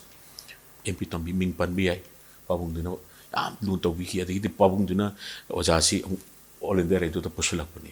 ꯂꯥꯜꯍꯧꯕꯗ ꯌꯥꯎꯔꯝꯃꯦ ꯍꯥꯏꯔꯒ ꯍꯥꯏꯔꯗꯤ ꯌꯥꯗ꯭ꯔꯕꯅꯤꯅ ꯑꯗꯨ ꯑꯦꯝ ꯄꯤ ꯑꯣꯏꯕꯅꯤ ꯃꯇꯝꯗ ꯀꯪꯒ꯭ꯔꯦꯁꯀꯤ ꯑꯆꯧꯕ ꯑꯦꯝ ꯄꯤ ꯑꯣꯏꯔꯤꯕꯅꯤ ꯑꯗꯨꯅ ꯄꯥꯕꯨꯡꯗꯨꯅ ꯇꯧꯔꯛꯇꯨꯅ ꯑꯣꯖꯥꯁꯤ ꯑꯃꯨꯛ ꯔꯦꯗꯤꯑꯣ ꯑꯣꯜ ꯏꯟꯗꯤꯌꯥ ꯔꯦꯗꯤꯑꯣ ꯏꯝꯐꯥꯜꯗ ꯄꯨꯁꯤꯜꯂꯛꯄ ꯑꯗꯩ ꯀꯣꯜꯀꯇꯥ ꯆꯠꯈꯤꯕꯅꯤ ꯇ꯭ꯔꯥꯟꯁꯐꯔ ꯆꯠꯈꯤꯗꯅ ꯑꯗꯨꯃꯥꯏꯅ ꯇꯧꯗꯅ ꯑꯣꯖꯥꯁꯤꯡ ꯃꯅꯥꯛꯇ ꯌꯥꯝꯅ ꯑꯩꯈꯣꯏ ꯌꯥꯝꯅ ꯌꯥꯝ ꯕꯦꯕꯥꯔ ꯂꯩꯅ ꯁꯤ ꯇꯝꯍꯧꯔ ꯂꯣꯏꯔꯦ ꯁꯤ ꯈꯪꯍꯧꯔ ꯂꯣꯏꯔꯦ ꯇꯧꯏ ꯑꯗꯣ ꯍꯧꯖꯤꯛꯀꯤ ꯏꯆꯥꯁꯤꯡꯅ ꯃꯣꯏ ꯑꯣꯖꯥꯗꯤ ꯂꯩꯔꯝꯒꯅꯤꯀꯣ ꯑꯣꯖꯥꯗꯤ ꯂꯣꯏꯅ ꯌꯥꯎꯗ꯭ꯔꯕ ꯑꯣꯖꯥ ꯂꯩꯕꯗꯒꯤ ꯃꯣꯏ ꯇꯧ ꯐꯥꯎꯔꯛꯏꯅꯤ ꯑꯗꯨ ꯑꯩꯈꯣꯏ ꯃꯇꯝꯗ ꯂꯩꯕ ꯑꯣꯖꯥꯒ ꯁꯥꯇ꯭ꯔꯒꯤ ꯃꯔꯤꯗꯣ ꯂꯥꯏꯔꯤꯛꯇꯁꯨ ꯔꯥꯝꯂꯥꯜ ꯄꯟꯗ ꯂꯩꯔꯝꯕ ꯖꯣꯅꯣꯁꯇꯣꯟꯗ ꯂꯩꯔꯝꯕ ꯁ꯭ꯀꯨꯜꯗ ꯂꯩꯔꯝꯕ ꯂꯤꯂꯥꯁꯝ ꯈꯣꯡꯅꯥꯡꯈꯣꯡ ꯁ꯭ꯀꯨꯜꯗ ꯂꯩꯔꯝꯕ ꯊꯥꯡꯃꯩꯕꯟ ꯁ꯭ꯀꯨꯜꯗ ꯂꯩꯔꯝꯕ ꯑꯣꯖꯥꯒ ꯂꯩꯔꯝꯕ ꯁꯥꯇ꯭ꯔꯒ ꯃꯔꯤ ꯑꯗꯨꯃꯥꯏꯅ ꯏꯁꯩꯒꯤ ꯃꯇꯥꯡꯗꯁꯨ ꯍꯧꯖꯤꯛꯀꯤ ꯁꯥꯇ꯭ꯔꯒ ꯑꯣꯖꯥꯒꯁꯤ ꯈꯦꯠꯅꯔꯛꯑꯦ ꯀꯣ ꯄꯨꯂꯞ ꯄꯨꯂꯞ ꯊꯛꯄ ꯆꯥꯕ ꯌꯥꯎꯃꯤꯟꯅꯔꯛꯄ ꯈꯣꯠꯄ ꯃꯌꯥꯝꯒ ꯑꯁꯤꯗꯒꯤ ꯀꯥꯏꯊꯔꯛꯄ ꯃꯌꯥꯝꯁꯦ ꯏꯁꯩꯗꯁꯨ ꯃꯃꯤ ꯇꯥꯏ ꯑꯗꯨꯕꯨ ꯍꯧꯖꯤꯛ ꯐꯥꯎꯔꯤꯕ ꯑꯉꯥꯡꯁꯤꯡꯁꯤꯗꯤ ꯃꯣꯏ ꯌꯥꯝ ꯆꯦꯛꯁꯤꯜꯂꯤ ꯅꯣꯡꯃꯗ ꯏꯁꯩ 4 ꯁꯛꯇ ꯌꯥꯗꯦ 3 ꯁꯛꯇ ꯌꯥꯗꯦ ꯄ꯭ꯔꯣꯒ꯭ꯔꯥꯝ 4-5 ꯁꯛꯇ ꯌꯥꯗꯦ ꯑꯩ ꯑꯗꯨ ꯇꯧꯗ ꯌꯥꯗꯦ ꯋꯤꯜꯗ ꯅꯥꯎꯕꯣꯏꯒꯁꯤ ꯌꯥꯝ ꯆꯝꯅ ꯈꯨꯡꯒꯪꯗꯒꯤ ꯍꯧꯖꯔꯛꯑꯁꯨ ꯍꯧꯖꯤꯛ ꯏꯝꯐꯥꯜꯗ ꯂꯝꯒ ꯂꯩꯗꯅ ꯒꯥꯔꯤꯒ ꯂꯩꯗꯅ ꯏꯁꯇꯥꯕ꯭ꯂꯤꯁ ꯇꯧꯗꯅ ꯇꯧꯔꯛꯏꯕ ꯃꯌꯥꯝ ꯄꯨꯁꯄꯔꯥꯅꯤ ꯀꯣ ꯑꯇꯩ ꯑꯉꯥꯡꯁꯤꯡ ꯂꯥꯛꯏꯕ ꯃꯌꯥꯝꯒꯁꯤ ꯁꯤ ꯑꯐꯥꯎꯕꯒ ꯂꯩꯔꯤꯕ ꯃꯌꯥꯝꯁꯤ ꯁ꯭ꯇ꯭ꯔꯒꯜ ꯇꯧꯗꯅ ꯑꯩ ꯁꯤ ꯇꯧꯗ ꯌꯥꯗꯦ ꯑꯩ ꯆꯍꯤ ꯑꯃꯗ ꯑꯩ ꯄꯩꯁꯥ ꯁꯨꯛ ꯇꯥꯟꯗ ꯌꯥꯗꯦ ꯏꯁꯩ ꯁꯛꯑꯒ ꯑꯩ ꯏꯁꯩ ꯁꯛꯄꯁꯤꯅ ꯄ꯭ꯔꯣꯐꯦꯁꯟ ꯑꯣꯏꯔꯒ ꯑꯃꯨꯛꯇ ꯃꯌꯥꯝ ꯇꯥꯡꯒꯦ ꯈꯟꯕ ꯍꯧꯔꯛꯏꯕ ꯑꯉꯥꯡꯁꯤꯡꯁꯦ ꯋꯤꯜ ꯁꯨꯠ ꯄꯦꯜꯂꯤ ꯑꯗꯨꯅ ꯃꯈꯣꯏꯅ ꯇꯧꯕꯗ ꯑꯩꯈꯣꯏꯅ ꯏꯁꯩ ꯃꯣꯏꯅ ꯏꯁꯩ ꯄ꯭ꯔꯣꯒ꯭ꯔꯥꯝ ꯑꯃꯗ ꯅꯨꯡꯗꯥꯡ ꯑꯃꯗ ꯄ꯭ꯔꯣꯒ꯭ꯔꯥꯝ 4-5 ꯂꯧꯕ ꯀꯥꯟꯗ ꯑꯩꯈꯣꯏꯅ ꯄ꯭ꯔꯣꯒ꯭ꯔꯥꯝ ꯑꯃ ꯆꯠꯀꯥꯟꯗ ꯑꯁ ꯑꯩ ꯑꯣꯖꯥ ꯍꯥꯟꯅ ꯁꯛꯆꯈ꯭ꯔꯒꯦ ꯑꯩ ꯄ꯭ꯔꯣꯒ꯭ꯔꯥꯝ 4-5 ꯂꯩꯒꯦ ꯑꯩꯁꯦ ꯑꯩꯅ ꯃꯌꯥꯝꯗꯨ ꯁꯦꯝꯅꯕ ꯍꯣꯠꯅꯔꯛꯄꯗ ꯃꯗꯨ ꯌꯧꯅ ꯍꯣꯠꯅꯔꯛꯄꯗ ꯑꯩꯅ ꯃꯈꯣꯏꯅ ꯄꯥꯝꯖꯔꯤꯗꯣ ꯑꯗꯨꯒꯤ ꯂꯝꯕꯤꯗꯨ ꯊꯨꯒꯥꯏꯅꯤꯡꯗꯕ ꯃꯣꯏ ꯑꯁꯥꯗꯨ ꯊꯨꯒꯥꯏꯅꯤꯡꯗꯕꯗꯒꯤ ꯃꯣꯏꯒꯥꯁꯤ ꯏꯁꯩ ꯁꯨꯝ ꯁꯥꯜꯂꯒ ꯍꯥꯟꯅ ꯆꯠꯈ꯭ꯔꯣ ꯍꯥꯏꯅ ꯑꯩꯈꯣꯏ ꯑꯍꯜ ꯂꯃꯟ ꯑꯩꯈꯣꯏ ꯃꯔꯨꯞ ꯁꯅꯥꯇꯣꯟ ꯍꯣꯏ ꯂꯩꯔꯤꯕ ꯑꯩꯈꯣꯏ ꯍꯧꯖꯤꯛ ꯁꯛꯃꯤꯟꯅꯔꯤꯕ ꯃꯌꯥꯝ ꯀꯣ ꯑꯩꯈꯣꯏ ꯃꯌꯥꯝꯁꯤꯅ ꯑꯗꯨꯝ ꯐ꯭ꯔꯤ ꯊꯥꯕꯤꯔꯤꯅꯤ ꯍꯧꯖꯤꯛ ꯇꯧꯗꯕ ꯃꯈꯣꯏꯗ ꯑꯩꯅ ꯍꯥꯏꯒꯗꯕ ꯑꯃ ꯂꯩꯌꯦꯕ ꯅꯨꯡꯉꯥꯏꯇꯕ ꯈꯛ ꯃꯣꯏꯗ ꯂꯩ ꯀꯔꯤꯅꯣ ꯍꯥꯏꯗ ꯏꯁꯩꯁꯤ ꯑꯩꯈꯣꯏ ꯃꯇꯝꯗꯨꯗ ꯀꯥ ꯑꯃꯗ ꯑꯩꯈꯣꯏ ꯄꯨꯂꯞ ꯂꯥꯛꯑꯒ ꯁꯪꯒꯣꯏ ꯑꯣꯏꯔꯒ ꯁꯪꯒꯣꯏꯒꯤ ꯅꯥꯀꯟꯗ ꯅꯠꯇ꯭ꯔꯒ ꯂꯝꯄꯥꯛꯀꯤ ꯑꯣꯏꯔꯒ ꯂꯝꯄꯥꯛ ꯅꯥꯀꯟꯗ ꯚꯂꯟꯇꯤꯌꯔꯁꯤꯡꯅ ꯊꯝꯃꯝꯕ ꯁꯦꯝꯖꯔꯝꯕ ꯃꯣꯏ ꯈꯔ ꯑꯩꯈꯣꯏꯒꯤ ꯄꯣꯊꯥꯅꯕ ꯉꯥꯏꯍꯥꯛꯀꯤ ꯏꯁꯩ ꯁꯛꯄ ꯑꯃ ꯊꯣꯛꯈ꯭ꯔꯒ ꯂꯩꯍꯧꯅꯕꯒꯤ ꯃꯐꯝꯗꯣ ꯃꯈꯣꯏ ꯉꯁꯤ ꯄꯨꯂꯞ ꯂꯩꯃꯤꯟꯅꯕ ꯎꯗꯦ ꯃꯥꯒꯤ ꯒꯥꯔꯤꯗ ꯃꯥꯒꯤ ꯇꯤꯝ ꯋꯥꯔꯛꯁꯤꯡꯗꯨꯒ ꯂꯥꯛꯏꯕ ꯇꯤꯝ ꯒꯥꯔꯤ ꯑꯃꯗ ꯃꯣꯏ 4-5 ꯂꯥꯛꯄꯅꯤꯅ ꯂꯩꯃꯤꯟꯅꯔꯒ ꯍꯣꯔꯦꯟ ꯏꯁꯩ ꯁꯛꯑꯝꯗꯥꯏꯗ ꯄ꯭ꯔꯦꯝꯗꯁꯨ ꯍꯦꯟꯅ ꯈꯪꯉꯅꯤ ꯁꯛꯑꯝꯗꯥꯏꯗ ꯁ꯭ꯇꯦꯖ ꯀꯥꯈꯠꯂꯒ ꯀꯗꯥꯏ ꯂꯩ ꯈꯪꯍꯟꯗꯦ ꯑꯗꯨꯅ ꯑꯋꯥ ꯅꯨꯡꯉꯥꯏꯒꯤ ꯑꯩ ꯀꯔꯤ ꯅꯥꯔꯤ ꯀꯔꯤ ꯅꯨꯡꯉꯥꯏꯔꯤ ꯀꯃꯥꯏꯅ ꯇꯧꯔꯤꯒꯦ ꯍꯥꯏꯕꯁꯤ ꯇꯥꯅꯕ ꯎꯗꯦ ꯃꯁꯤꯃꯇꯪꯗꯤ ꯑꯩ ꯐꯤꯜ ꯇꯧꯋꯦ ꯃꯁꯤꯃꯇꯪ ꯑꯩꯅ ꯉꯁꯤ ꯃꯃꯤ ꯇꯤꯚꯤꯒꯤ ꯊ꯭ꯔꯨꯗ ꯏꯆꯥꯁꯤꯡꯗ ꯑꯩ ꯍꯥꯏꯅꯤꯡꯉꯦ ꯅꯨꯡꯁꯤꯅ ꯑꯣꯖꯥꯁꯤꯡꯅ ꯇꯧꯔꯛꯄ ꯑꯩꯈꯣꯏꯅ ꯇꯧꯔꯛꯄꯗꯣ ꯑꯗꯨꯝꯗꯤ ꯃꯣꯏꯗ ꯇꯧꯍꯟꯅꯤꯡꯉꯦ ꯆꯞ ꯃꯥꯟꯅꯩ ꯑꯥꯔꯇꯤꯁ ꯅꯨꯡꯁꯤꯅꯕ ꯍꯦꯟꯒꯠꯍꯟꯕꯗꯨ ꯅꯨꯡꯁꯤꯅꯕ ꯀꯔꯤ ꯇꯧꯔꯤ ꯅꯪꯒꯤꯗꯤ ꯀꯃꯥꯏꯅ ꯇꯧꯔꯤ ꯑꯉꯥꯡꯁꯤꯡ ꯀꯃꯥꯏꯅ ꯇꯧꯔꯤ ꯏꯃꯥꯅ ꯀꯃꯥꯏꯅ ꯇꯧꯔꯤ ꯑꯅꯥ ꯑꯌꯦꯛꯀꯤ ꯋꯥꯔꯤꯒ ꯌꯥꯎꯕ ꯑꯗꯨꯝꯒꯤ ꯑꯝꯇ ꯎꯗꯦ ꯑꯩꯗꯤ ꯄ꯭ꯔꯣꯒ꯭ꯔꯥꯝ ꯆꯠꯂꯒ ꯂꯣꯏꯔꯦ ꯑꯗꯨ ꯇꯧꯔ ꯂꯣꯏꯔꯦ ꯏꯁꯩꯗꯤ ꯐꯖꯅ ꯁꯛꯏ ꯅꯤꯁꯥ ꯅꯨꯡꯁꯥ ꯆꯥꯕ ꯎꯗꯦ ꯀꯣ ꯑꯗꯨ ꯇꯧꯕꯗꯕꯨ ꯃꯣꯏꯒꯤ ꯁꯣꯝꯒꯤ ꯁꯥꯏꯠ ꯑꯃꯗꯗꯤ ꯄꯨꯊꯔꯤ ꯃꯗꯨꯝꯗꯤ ꯑꯩ ꯐꯨꯒꯠꯍꯟꯅꯤꯡꯉꯤ ꯁꯤꯃꯁꯨ ꯑꯣꯖꯥ ꯌꯥꯝ ꯅꯨꯡꯉꯥꯏꯖꯩ ꯇꯁꯦꯡꯅ ꯇꯨꯡꯒꯤ ꯍꯧꯔꯛꯀꯗꯧꯕꯁꯤꯡꯗ ꯑꯣꯖꯥꯅ ꯌꯥꯝꯅ ꯐꯖꯕ ꯃꯦꯁꯦꯖ ꯑꯃ ꯊꯝꯕꯤꯕꯁꯦ ꯃꯔꯛꯇ ꯊꯝꯖꯅꯤꯡꯉꯤꯗꯤ ꯑꯣꯖꯥꯁꯤ ꯏꯁꯩꯒꯤꯗꯃꯛꯇꯗꯤ ꯑꯣꯖꯥꯁꯤ ꯌꯥꯝꯅ ꯁ꯭ꯄꯤꯁꯦꯜ ꯑꯣꯏꯕ ꯑꯣꯖꯥꯅꯦꯅ ꯑꯩꯈꯣꯏꯅ ꯈꯪꯖꯔꯤ ꯑꯗꯨ ꯑꯣꯖꯥꯒꯤ ꯍꯧꯖꯤꯛꯀꯤ ꯂꯥꯏꯐꯀꯤ ꯑꯣꯏꯕ ꯑꯣꯖꯥꯁꯤ ꯀꯔꯝꯕ ꯏꯁꯩ ꯅꯠꯇꯕ ꯀꯔꯝꯕ ꯊꯕꯛ ꯍꯣꯠꯅꯕꯤꯔꯤ ꯑꯗꯨꯒ ꯀꯔꯝꯕ ꯂꯥꯏꯟꯗ ꯂꯩꯕꯤꯒꯦꯁꯨ ꯑꯣꯖꯥ ꯍꯥꯏꯐꯦꯠ ꯈꯪꯖꯅꯤꯡꯕ ꯑꯣꯖꯥ ꯑꯩꯁꯤ ꯈꯔꯁꯨ ꯐꯔꯛ ꯇꯥꯕ ꯅꯨꯄꯥꯅꯤꯗ ꯄ꯭ꯔꯦꯝ ꯔꯥꯖꯅꯤꯇꯤꯒꯤ ꯇꯧꯕ ꯏꯃꯨꯡ ꯑꯃꯗꯁꯨ ꯄꯣꯛꯎꯔꯦ ꯄꯥꯕꯨꯡꯁꯦ ꯔꯥꯖꯅꯤꯇꯤ ꯇꯧꯔꯛꯑꯦ ꯍꯧꯖꯤꯛꯀꯤ ꯃꯌꯥꯝ ꯄꯟꯅꯔꯤꯕ ꯃꯇꯝꯗꯨꯒꯤ ꯀꯣꯏꯔꯦꯡ ꯄꯥꯕꯨꯡ ꯑꯂꯤꯃꯨꯗꯤꯟ ꯑꯗꯒꯤ ꯄꯥꯕꯨꯡ ꯔꯟꯕꯤꯔ ꯁꯅꯥ ꯆꯀ꯭ꯔꯤ ꯇꯣꯝꯕꯤ ꯃꯇꯝ ꯐꯥꯎꯔꯤꯕ सलाम की पाबुंग कनो को गंभीर सिंह गंभीर मार्केट की मकपू अदगी सेमाई चाव आई पोपसु सेमाई द पोली ngasai pofam je hai hodre poli pabung na da thai me digi honga da hingna ba lan thengna ba da hotel ma cham phamaga semai da ma hotel ma kangpok pi da ma mau da ma gari mayam chatla kan cheng chak phon na mayam chat pa pa naga hostel gi matam digi yamna wa matam ni ada semai da poli to ge amuk matam khar le ra pabung chi politics da adik social work to digi करीब conflict खरदगी पम सेमाई थादोग थांगोय बंद लापसी politics से सुम मैम से बीटी रोड होटल पबुंग होटल फमी होटल से अखंड तब होटल हजिकी बीटी रोड से खाई मताद केली चना केली योंबी इमादो थौरानीदो हेक थंगना केली मखोंग केली चना योंबी से नई ममांग अहलमन खाओनीको प्रे केली चना युमी इमादु नुआग्रजानी फागी तो माना मैम सिंसी वरी लीदना करिया जारे मंगल छोंगत मंगल गाते तुम चानिंग बदुनी मागे जिलौगा जाय चाइसला परगासी हावसी सिकी मगी अदगी पैसा तरागी सिना कोई सी मोरक साब दुका तोरग मतमदुदा राइंती मैम सिकी वरी सानबम से कोई होटल सुए सिदगी आइसु राजनीति सि खरगा पामपदगी से सकना आइगी 1990s दगी 90s स्वाइदगी आई राजनीति दा खजी आई चंगचिन बहौरे पार्टी अमगी कलकत्ता की पार्टी में अमा कम्युनिस्ट सोशलिस्ट पार्टी नि सिगी आइबु सेक्रेटरी होइना हापे आई मरुप सुमंतु दत्ताइना अमलै कलकत्ता दा मैती अखोय मैती निngोलम स्लोबनी उषारानी लौरे कलकत्ता भवन मणिपुर भवन दा कैटरिंग तोबनी सिदा थाइमन पोपनी होजे हाई कोर्ट लेरमदो थाइमन की होजे क्लासिक होटल नाकनी से पोपनी मदी ख्वाथों चाउमीन रखनी सिगी पार्टी से तौद MP मैम से लातना मणिपुर लातना सिमा हवे सिमतुंदी आई राजनीति खर खर याव हौरे अदना होजिक BJP दा आई BJP दा करी हाइटर स्टार कैंपेनर होइना मोदी जी लापगी मतमदगी हौरा खान मतमद लापगी सरकार से पायरे सरकार से नुसीबी आई आर्ट एंड कल्चर डिपार्टमेंट की कोऑर्डिनेटर होइना कंसल्टेंट होइना आइबु थंबीरी जयेनी सुरे यामना मतिक चाबा मी मदा चप चाबा पोस मा पीबा हाइजा तारे होजा जी आर्ट एंड कल्चर की यामना चाबा चादबदी आई खंजे देखो करिगुम खर थबक खर तौ हाबिगी थौदादना चिंग the चटपगी थबक Seema आइगी ओइरे Ching the उखुल the खंदे जोरचानपुर खंदे मैम सिंची अदुम मोइगु नुसिनबा मोइगी सरकार सिगा फाउनदब पोट खर का आइना हाइबा ngambagi को अदो याम नंगाई ओजा होइगुम्बा यामना एक्सपीरियंस लेजर अब आर्ट की लम द लेरक मी म द सुम सिनबा हाइब सि इरम दम सिगी आर्ट की लेवल से खितंग डेवलप लाकपगी ममी सु सोइदना अदुम उसुरी लेसु लेने न लग हां आइने चौबा इसै चिंगी इसै सिंसे सिनसु आइगी साइ कोऑर्डिनेटर मोइना चिंगी प्रजा सिंग समनबगी को आई चपकान सिताक याम थुरे आ चिंगनु चंगसु ए नब भोल्केनो उखुल थवाइ लेरे हाइतु लाई हाइ मयाम तराम ओपीबा नुसीबीबा इवन आई लंबी द चटपकान द आर्मी सुनत को लेपाक निंबगी उखुल साइते नो हेन खंगी को मयाम सिपाही मयाम दिनगा से आई चपनो हाइब कान आई लाई हाइ कितन रेस्पेक्ट का तो आर्टिस्ट मोइबगी सिंगी से सोबगी मखोइ मरमत पोथाब कान से से सेक्ताबगी नुसीबतो आइगोन मदुगी कानबसे फंगे अदो हजि ओजा सिंगी हाइफेट पलक पसिदंग साइगी उखुल देगी थवाइ ले होरि सि बाबुक सिंगसु अदु सगलगदि नुगाइनि दा गायना सोइदना खलमबसु ये अदु मति अमतंग ओजा तौबिरदि नुगाइ उखुल देगी थवाइ ले होरि मयामसु याम पॉपुलर ओइबे इसै खक्सु ओइ आकी प्रेम इसै सि याम ngasi si wari den saling bene tu isai di mana mut sakti artist or dino ko ching dalamai chak panate ai gi thamoi de chak pani ukrud ai gi thawai lai hore tararam tararam dam dam ukrud aigi nungsi le hore dam dam dam dam dam dam ukrulda aigi thawai lei hore dam dam dam Impalda leiningdre